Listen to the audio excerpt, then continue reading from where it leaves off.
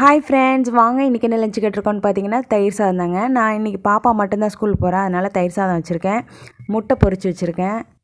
முட்டையை தயிர் சாதம் சேர்த்து சாப்பிட்ருவா.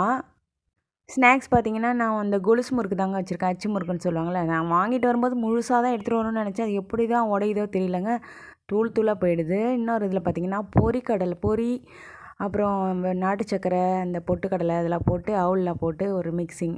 இது என்னென்னு பார்த்தீங்கன்னாக்கா, நேற்று நாங்கள் ஒரு புது வீடு ஒன்று பார்த்துருக்கோம். எதுக்காகன்னு கேட்டிங்கன்னா, நான் இங்கேருந்து அனுப்புறது வந்து ரொம்ப தூரமாக இருக்குது.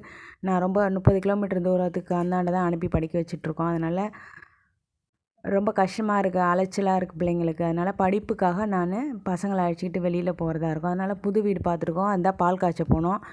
அங்கே தான் இந்த அவல் பொரியெல்லாம் கொடுத்தாச்சு. கொடுத்துட்டு மீதி இருந்ததை எடுத்துகிட்டு வந்து வச்சுருந்தேன். பசங்களுக்கு பிடிக்கும் அந்த சர்க்கரையோட சாப்பிட, அதனால் எடுத்து வச்சுருக்கேன். இந்த வீடியோ உங்களுக்கு பிடிச்சிருந்தா லைக் பண்ணுங்கள், கமெண்ட் பண்ணுங்கள், சப்ஸ்கிரைப் பண்ணுங்கள். Okay, bye friends.